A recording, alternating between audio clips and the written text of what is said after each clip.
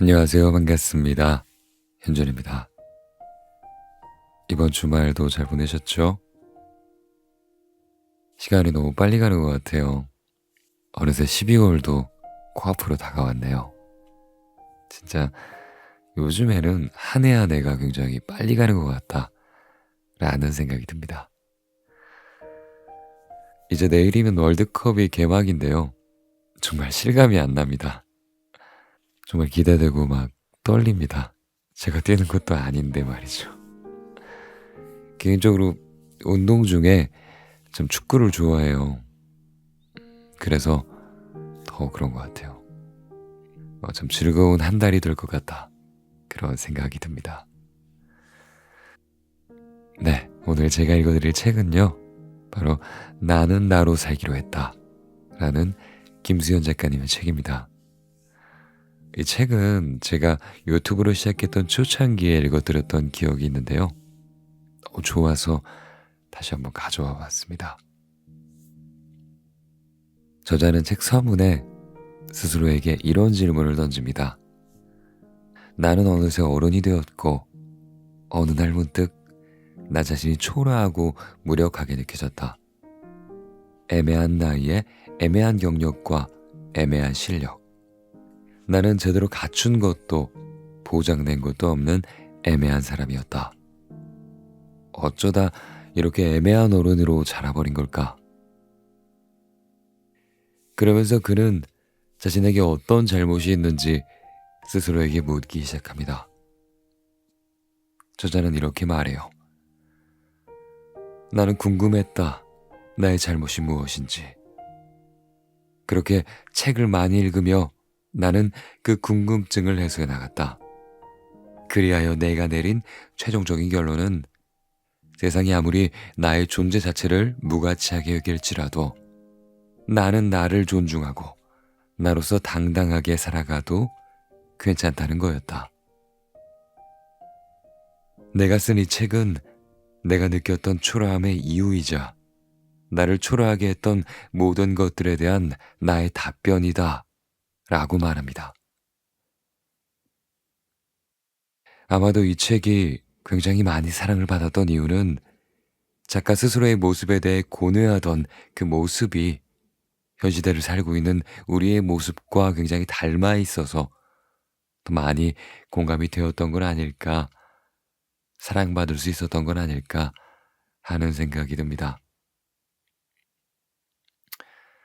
나는 정말 나로 살고 있는 걸까? 나는 정말 나답게 살고 있는 걸까?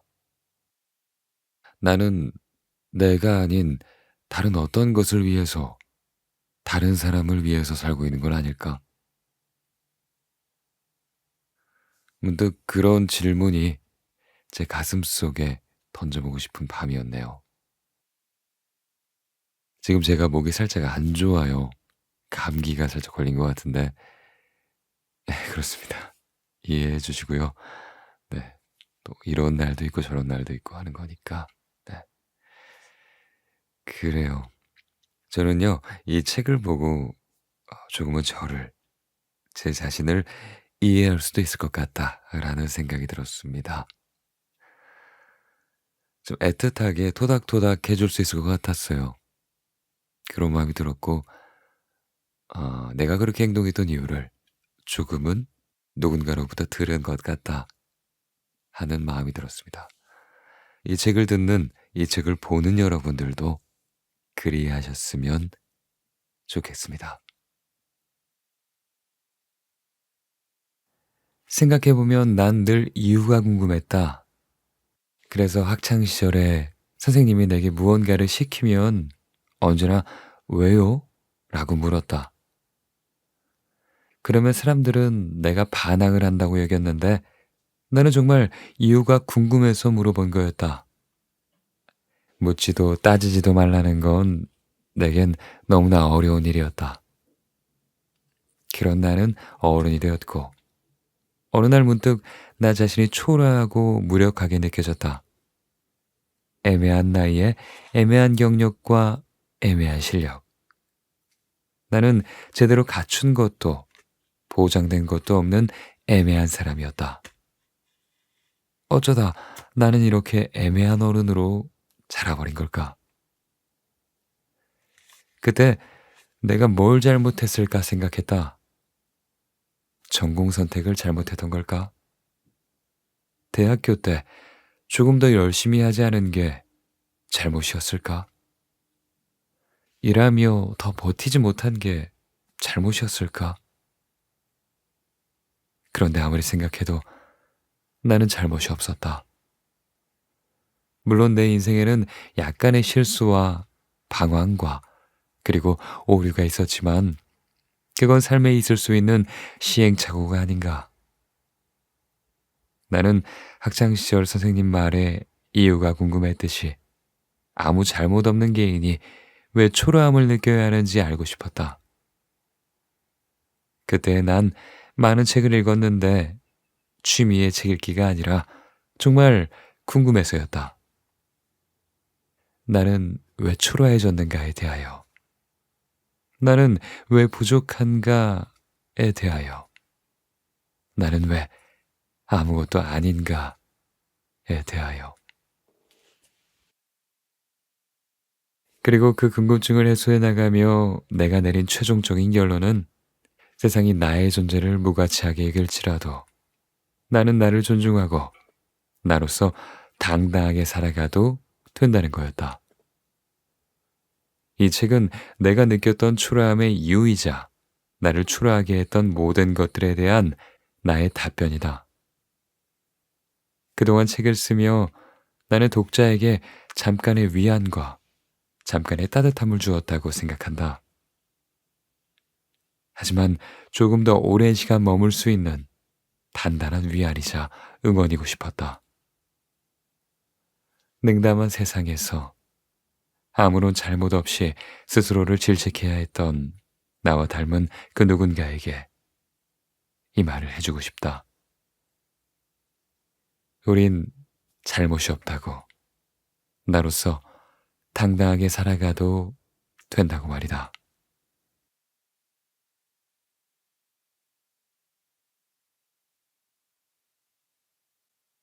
내게 친절하지 않은 사람에게 친절하지 않을 것. 대학을 갓 졸업했을 무렵 나는 한 회사에서 인턴을 했다. 내가 처음으로 배정받은 팀에서 만난 주임은 나를 하인처럼 대했다고 해야 할까? 아마 갑질이란 말이 적당할 것이다. 자기 앞에 있는 모니터를 10cm 옮기는 것도 나를 시켰고 사소한 실수만 해도 감히 날 엿먹여? 라며 면박을 주었다. 사회생활이 처음이었고 모든 게 평가 대상이었던 인턴 신분에 난 어찌할 바를 몰랐다. 그저 이 집단의 가장 아래에 놓여 있다 하는 사실을 실감하며 호모 인턴스 시절을 보냈다.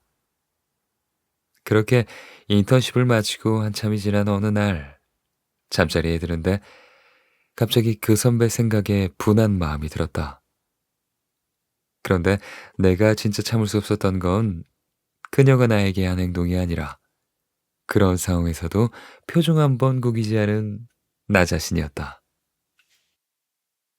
큰 권한이 있던 것도 아닌데 대단한 권력이라도 지닌 듯 구는 그녀에게 나는 단 한 번도 꿈틀대지 못했다. 그런 나의 태도는 그녀가 나를 점점 더 하대하게 했다. 좀 다른 경우이긴 하지만 민주화 운동을 하다가 고문을 당했던 사람들이 과거를 떠올릴 때 정말 괴로운 건 그때 겪은 고통이 아니라 고문관에게 잘 보이려 했던 자신의 비굴함이라고 했다. 물론 그것이 우리의 잘못은 아니지만 사람의 자존감에 치명상을 끼치는 건 부당한 대우 그 자체보다 부당한 대우에 굴복한 자기 자신인 것이다. 그러니 우리에게 친절하지 않은 이에게, 우리를 존중하지 않는 이에게 친절하려 애쓰지 말자. 상황을 바꿀 수 없을지라도 적어도 그들에게 비굴해지지는 말자. 저열한 인간들로부터 스스로의 존엄함을 지키기 위하여 우리에겐 최소한의 저항이 필요하다. 비참해지려 애쓰지 않을 것. 인스타그램이라는 신세계에 입성했을 무렵 랜덤으로 사진을 보이는 피드에서 약간의 과장을 보태 허리까지가 가슴인 엄청난 글래머의 사진을 보았다. 그녀의 인스타그램에 들어가 보니 말로만 듣던 럭셔리 SNS였다. 예쁘고 몸매 좋고 명품을 휘감고 늘 해외여행 중인 여자. 하지만 나에게 문화 충격을 준 건 나와 다른 그녀의 삶이 아니라 그녀의 수많은 팔로워였다. 도대체 그 많은 사람들이 왜 이 여자의 삶을 들여다볼까? 그런 궁금증을 갖고 계속 들여다보니 문득 아침에 맛있게 먹은 삼각김밥이 촬영해졌고 득템했다고 좋아한 8,900원짜리 스팽클 가방이 초라해졌다. 미디어는 너무 쉽게 타인의 삶을 훔쳐볼 수 있게 하고 옛날 같았으면 평생 모르고 살았을 이들의 완벽해 보이는 삶은 우리의 호기심을 자극한다. 그런데 그 호기심은 과연 무료일까? 자신을 비참하게 만드는 법이란 책에서는 타인의 삶을 훔쳐보며 내 삶과 비교하는 것이 자신을 비참하게 만드는 가장 쉬운 방법이라고 했다. 우리 역시 약간의 호기심을 충족하기 위해 타인의 삶을 구경하고 그 대가로 비참함을 지불하고 있는지도 모른다. 하지만 그렇게 충족된 호기심으론 어떤 것도 얻을 수 없다.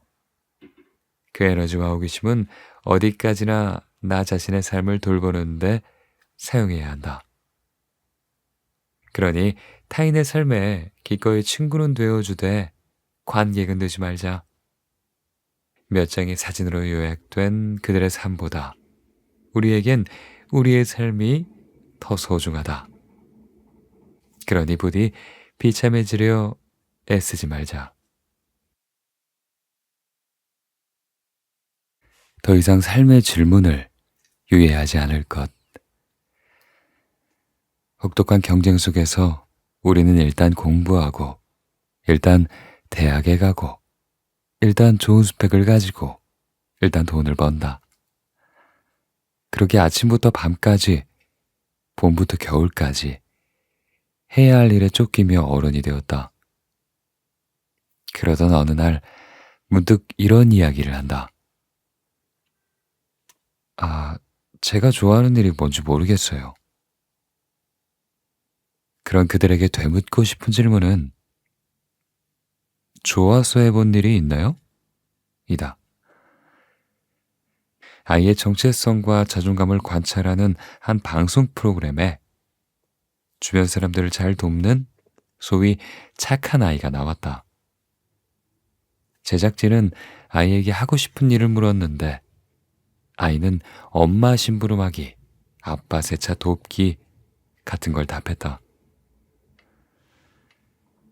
이에 남을 위한 것이 아닌 진짜 네가 좋아하는 것이 무엇인지를 묻자 아이는 쉽사리 대답하길 어려워했다. 오랫동안 하고 싶은 일이 아닌 해야 하는 일에 매몰되어 자신의 욕구를 억눌러 온 사람은 자신이 정말 무엇을 좋아하는지, 무엇을 원하는지 자신에 대한 감각을 잃게 된다. 자신이 원하는 삶은 영원히 발견되지 않은 채 미지의 영역으로 남게 되는 것이다. 만약 이를 원치 않는다면 해야 하는 일이 아닌 자신이 좋아하는 일과 자신의 감각을 되찾아야 한다. 이제 유해했던 삶의 질문들에 대답해야 할 순간이다.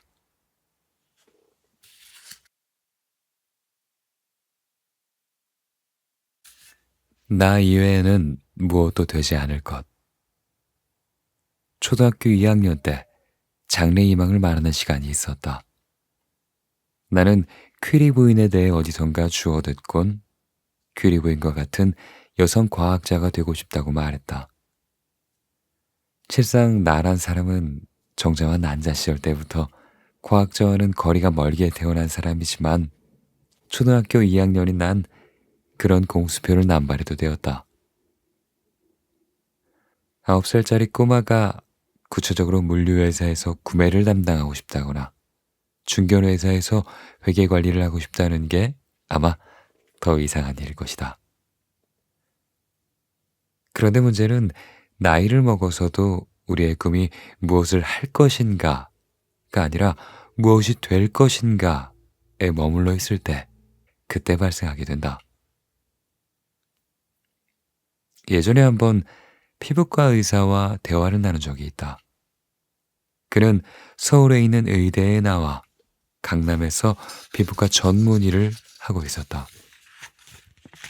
그런데 대화를 나누는 동안에 의사가 아닌 한 개인으로서 그에게 어떤 개성이나 철학도 느끼지 못했고 오히려 성장하지 못한 아이 같다라는 느낌을 받았다. 문득 그에게 난 지금 행복하냐는 질문을 했다. 그러자 그는 1초의 망설임도 없이 아니라고 답했다. 남들이 보기엔 그럴듯한 직업을 가졌다고 할 수 있겠지만 더 좋은 학벌에 더 큰 병원에서 일하지 못하는 것을 아쉬워할 뿐이었다. 많은 책에서 사회적으로 인정받는 직업을 가진 이들이 실제로는 그리 행복하지 않은 경우가 많다고 하더니 바로 그가 그런 사람이었다. 열심히 공부하는 것에 매달려 청소년기를 보냈던 그는 의대에 갈 수 있어서 그래서 의대에 갔다고 했다. 다른 생각을 할 여유는 없었고 대학에 가서도 빡빡한 의과 공부와 인턴을 거쳐 지금에 이르렀댄다. 근데 그런 그는 왜 행복하지 않을까? 그는 아마 사회적 지위와 경제적인 안정, 주변 사람들의 인정을 쫓으며 자신의 내면은 바라보지 못했고 그것은 그의 내면을 공허하게 만들었을 것이다. 그런 그에게 중요했던 건 의사가 되는 것이었다. 자신의 공허한 내면과 희미한 정체성을 채우기 위해 그는 의사라는 직업적 정체성에 기댄 것이다. 그런데 그는 여전히 행복하지 않았다. 의사가 되면 해결될 거라 생각했지만 더 큰 병원과 더 높은 연봉, 더 좋은 배경에 붙잡혀 있을 뿐 텅 빈 내면은 어떤 외적 가치로도 채워질 수 없었다. 물론 한 개인에게 직업은 단순히 돈벌이에만 국한되지 않는다. 하지만 직업이란 보다 자기다워지는 일이지 없는 자아를 창조하는 일이 아니다. 시작이 되는 눈뭉치가 있어야 눈덩이를 굴릴 수 있다. 내면을 돌보지 못한 채 외면의 가치만을 쫓는 한 언제나 비교 속에서 살 뿐 결코 진짜 행복과 자존감에는 닿을 수 없다. 우리에게 절실한 건 우리를 증명하는 명함이 아니라 누구에게도 증명할 필요가 없는 바로 나 자신이다.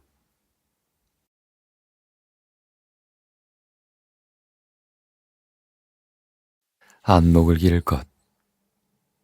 20대 초반에 인생의 노하우 같은 것을 모아둔 책을 읽은 적이 있다. 그중 한 꼭지에 이런 내용이 있었다. 저렴한 옷 여러 벌을 사지 말고 한 벌에 좋은 옷을 사라 라는 이야기가. 시간이 지나 옷장을 보니 그 이야기가 떠올랐다. 세일한다고 무작정 산 겨울 코트와 내 몸은 생각하지도 않고 쇼핑몰 피팅 모델 사진만 보고 산 치마들. 현관에서 엄마의 블로킹을 피할 수 없는 과감한 옷들이 가득 쌓여 있었다. 그렇다고 지난 쇼핑을 후회하는가 하면 또 그렇지도 않다. 그땐 여러 옷을 입어보고 실패하면서 나에게 어떤 스타일의 옷이 어울리는지, 어떤 옷을 골라야 하는지 취향과 안목을 만들던 시기였으니까.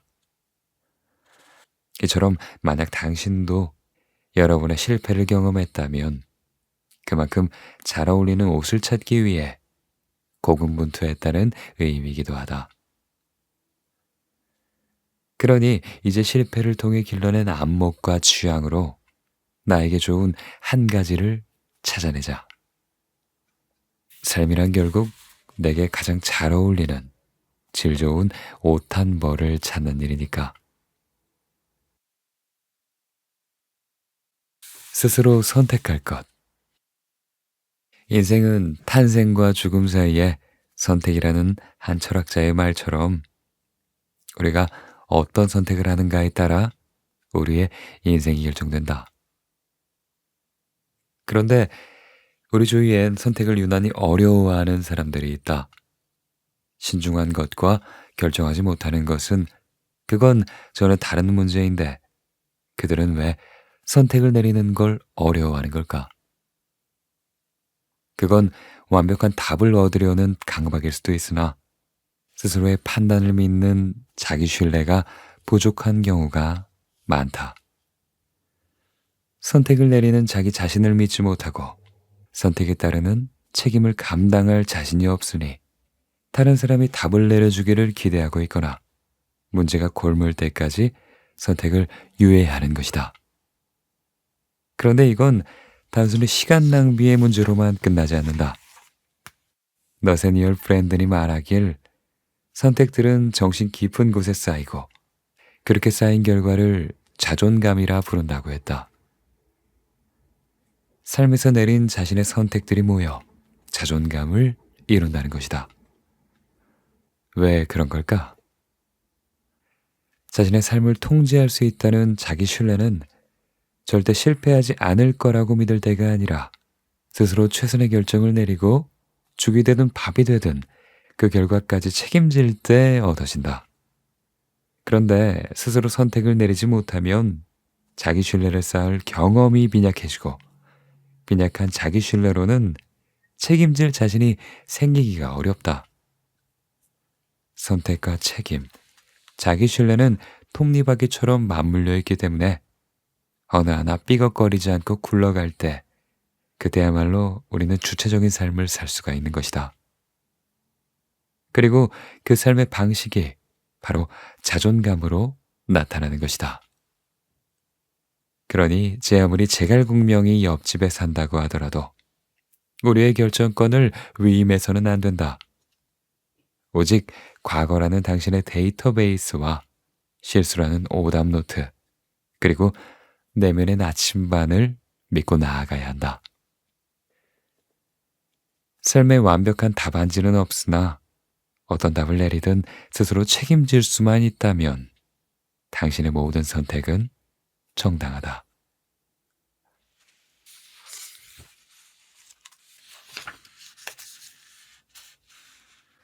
진짜 나 자신을 대면할 것. 누군가를 싫어한다는 것은 꽤 피곤한 일이기에 학창시절 내 고민은 싫어하는 친구가 계속 생기는 것이었다. 한 번은 고등학교 때 한 친구와 싸웠는데 그 친구와 난 같은 동아리 활동을 하고 있었다.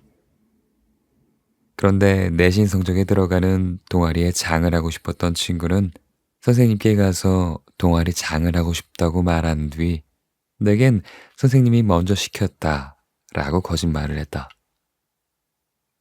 나는 그런 친구가 이기적이라고 느꼈다. 그런 몇몇 가지 일이 쌓인 후 나는 그 친구와 멀어졌고 그 뒤로 그 친구를 보면 노골적으로 싫은 내색을 했다. 나이를 먹고 그때의 나를 떠올리면 왜 굳이 싫은 티를 냈을까 하는 생각이 든다. 나와 맞지 않는 사람이라면 그냥 멀어지면 그만인데 말이다. 하지만 내가 참 철이 없었구나 하는 생각을 하면서도 그 친구는 좀 싫어할 만한 면이 있었고 누군가를 싫어하는 건 인간적인 범위 안에 들어가는 실수라는 생각이 들었다. 그러던 어느 날 문득 과거를 곱씹다가 나의 잘못은 언제나 인간적인 실수 안에 있다고 생각하면서 왜 그 친구의 잘못은 인간적인 실수에서 벗어난 것이라고 생각했을까 하는 생각에 이르렀다. 사실 이기적인 마음이야 누구나 있고 당시에 내가 철이 없던 거라면 그 친구 역시 그저 철이 없었던 것일 텐데 말이다. 나는 그동안 내가 좋아하는 면들만 나라고 생각했다. 이기적인 친구를 욕하며 나는 이기적인 면이 없는 완전한 사람처럼 굴었고, 내가 좋아하지 않는 나의 다른 면들이 드러날 땐 못 본 척, 모른 척 지나갔다. 내가 좋아하지 않는 면들은 내가 아닌 척 위장을 했던 것이다. 나는 나 자신에 대해 얼마나 오만했던가. 분석 심리학의 창시자 카를 구스타프 융은 개인이 숨기고 싶어하는 성격의 총합을 그림자라 이야기하며 누구나 그림자가 있다고 주장한다. 그의 말에 따르면 그림자는 완전히 제거될 수 없으며 건강한 내면을 갖기 위해선 그림자와 화해하는 것이 최선의 방법이라고 했다. 우리는 한 사건에 대하여 한 가지 감정만 갖는 게 아니며 누구나 인정하기 싫은 찌질함과 이기적인 마음, 흑역사가 있다. 그런데 내면의 그림자가 보기 싫다고 인정하지 않으면 진짜 자기 개념은 뒤죽박죽이 되어 진짜 나를 의식할 수 없게 되고 통제할 수 없게 된다. 우리가 보다 건강한 내면을 키우기 위해선 자신의 부족한 모습까지 자각하고 수용하는 것이 꼭 필요하다. 그러니 자신의 싫은 면들도 인정하기로 하자. 있는 그대로의 나 자신을 만날 때 감춰둔 욕망의 허용치를 둘 수 있고 그 허용치만큼 자신에 대해서도 그리고 타인에 대해서도 관대해질 수 있다. 외면과 변명을 멈추고 내가 좋아하는 나와 그리고 내가 싫어하는 내가 통합된 진짜 나 자신을 대면하는 순간 우리는 비로소 오만한 인간이 아닌 인간적인 인간으로 살아갈 수 있다. 우리는 누군가가 완벽하지 않아서 싫어하는 게 아니다. 완벽한 척하는 그 오만함에 질리는 것이다.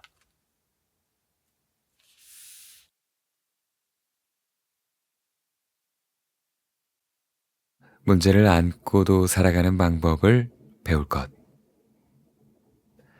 살다 보면 원치 않은 일들이 일상 위로 투하될 때가 있다.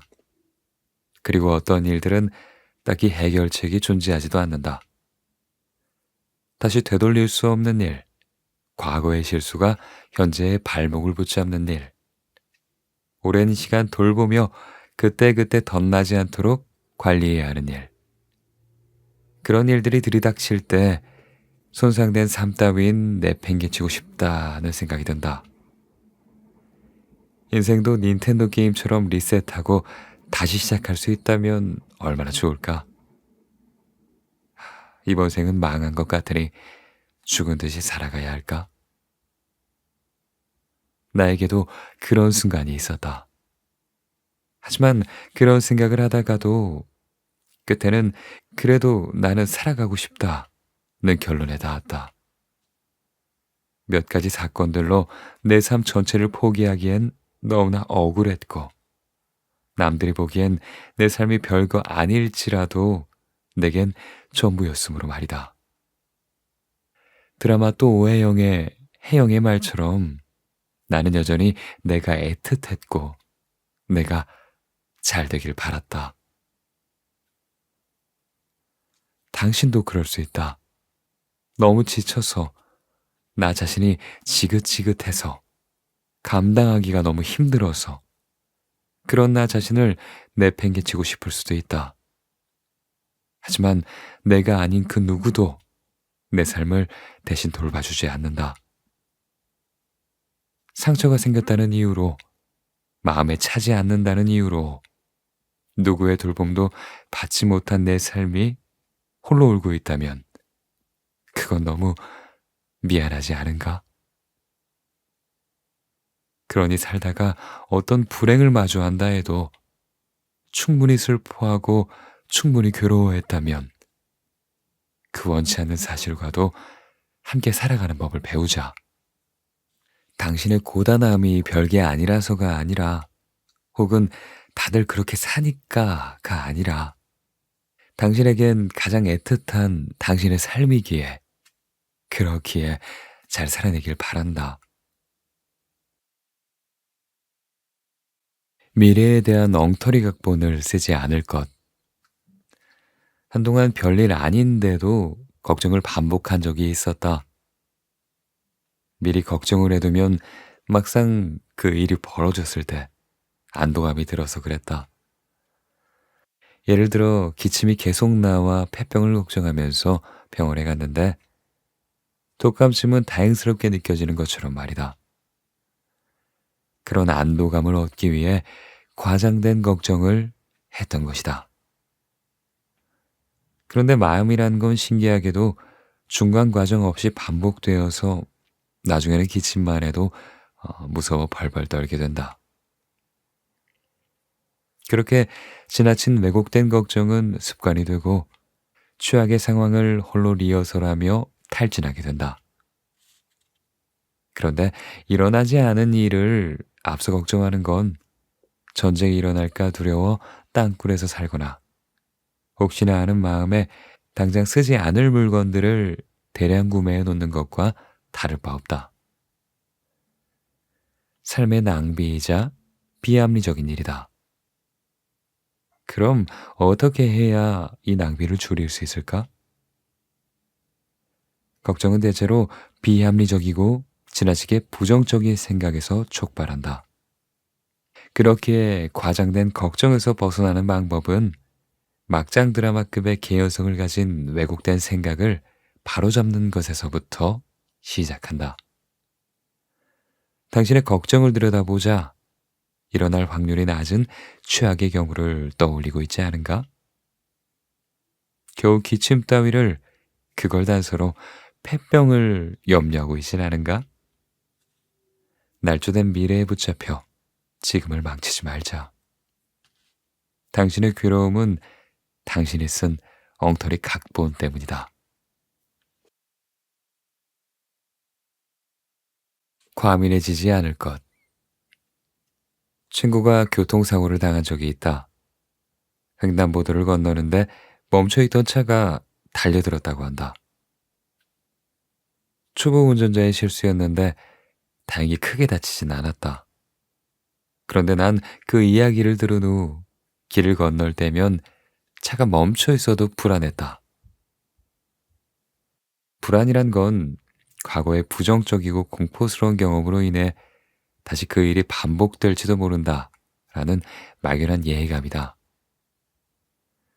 산전수전을 다 겪으면 웬만한 일에는 의연한 어른이 될 것 같지만 부정적인 경험의 누적량도 많아지기 때문에 나이가 먹을수록 불안감도 커질 수밖에 없다. 그리고 그 부정적인 경험은 친구의 사고에서 불안감이 전이됐던 것처럼 간접적으로 영향을 받을 수도 있다. 우리는 불안한 일이 너무나도 많은 세상에 살고 있다. 미디어에서는 각종 사건, 사고를 생생하게 전달한다. 건강 정보를 알려주는 방송을 보면 예방하고 조심해야 할 게 한두 가지가 아니고 불안정한 경제는 삶의 무엇도 보장하지 않는다. 사람들은 날이 서 있고 또라이는 넘쳐나며 가습기 살균제가 살균이 아닌 살인을 하더라. 이렇게 너무 많은 것을 보고 들은 우리는 과민하고 불안해질 수밖에 없다. 그래서 우리의 마음은 쉴 수 없는 불안으로 과민해졌다. 그리고 그 과민해진 마음은 실제로 벌어진 상황과 우리가 생각하는 것 사이의 경계를 무너뜨리고 별일 아닌 상황에도 비상사태가 일어난 듯 안절부절 못하게 만든다. 그렇게 이제는 이시영 박사의 둔하게 삽시다 라는 책의 제목처럼 조금은 둔감해질 필요가 있다. 지나치게 과민해진 스스로에게 이렇게 이야기해야 한다. 과거에 일어난 별개의 일일 뿐이고 꼭 나쁜 쪽으로 흘러가리란 근거는 없으며 낮은 가능성까지 하나하나 염려하며 살 수는 없다고. 긴장을 풀고 자신의 머릿속의 세계가 아닌 진짜 당신의 세계로 귀환하라. 당신이 실제로 경험한 삶은 당신의 생각보다 평화롭다. 힘이 들 땐 힘이 든다고 말할 것. 나는 힘들다는 말을 잘 하지 않는 타입이다. 남에게 힘들다고 말하지 않을 뿐더러 스스로도 힘들다고 잘 생각하지 않는다. 말하고 나면 더 힘들어질 것 같아서 늘 괜찮다고 한다. 그런데 이렇게 힘이 들어도 힘들지 않은 척 감정을 묶어두면 자신에 대한 감각은 더 무뎌진다. 그 무뎌진 감각은 다른 감정들도 더 무디게 만들고 스스로가 한계점에 부딪힌 것도 모른 채 착취되는 자신을 방치하게 한다. 그렇기에 누가 알아주지 않더라도 상황이 변하지 않더라도 힘이 들면 힘들다고 투정 부려야 하고 못 버티겠으면 잠깐은 멈춰설 줄 알아야 한다. 언제나 괜찮다며 마음 다잡을 수도 없고 늘 강한 사람일 수도 없다. 그러니 인생에 설치해야 할 액티브 X가 참 많을 때, 책임감에 익사할 것만 같을 때, 집에 돌아오는 그 순간 눈물이 날 때, 나도 이제는 힘들다 라고 말해라. 누구도 당신을 대신 지켜줄 수 없고 견디기 버거운 희생은 자기 학대일 뿐이다.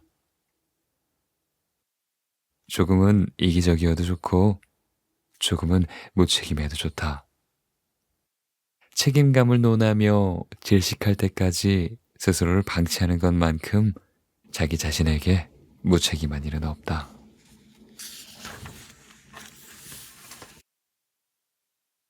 불안하다고 무작정 열심히 하지 말 것. 생각해보면 나는 대학을 졸업한 뒤 꽤 많은 것을 하며 열심히 살았다. 공모전에서 수상도 했고 돈을 내고 이상한 단체의 리더십 프로그램에도 참여했다. 서포터즈가 되는 일들도 찾아다녔다. 지나고 보니 참 지금 내일엔 전혀 도움이 되지 않는 것들을 참 열심히도 했다. 물론 세상에 쓸모없는 경험이 어디 있으랴. 스티븐 잡스가 타이포그래피를 배워둔 것이 훗날 애플 디자인에 영향을 끼친 게 아니더냐. 하지만 시간이란 건 무한히 있는 게 아니고 자신의 전문적인 영역이 있어야 부수적인 경험도 빛을 보는 것이다. 우리는 가만히 있으면 도태되는 것 같은 그런 세상을 살고 있기에 뭐라도 열심히 해야 할 것 같아서 뭐라도 하고 거기에서 안도감을 얻는다. 하지만 어디에서도 쓸 수 없는 어설픈 중국어 실력과 어떤 자격도 증명하지 못하는 허술한 자격증과 뭘 했는지 기억도 나지 않는 활동들로는 삶의 무엇도 보장되지 않으며 그 안도감은 쉽게 증발하고 만다. 세상엔 우리의 불안을 이용해 이익을 얻으려는 사람들이 도처에 널려 있고 무엇이 중요한지를 모르면 쉽게 현혹되는 법이다. 그러니 단지 열심히 살아가는 자신을 증빙하기 위해 사람들의 무리 안에서 떨어지지 않기 위해 그런 것들을 위해 불안에 쫓겨 열심히 하는 건 그만두시라. 대신 원점으로 돌아가자. 당신의 삶을 위하여 무엇을 할 것인가? 그 목적을 세우고 방법을 찾자. 당신의 목적을 충분히 의식하고 또 실천하는 것. 안도감이란 그곳에 있다.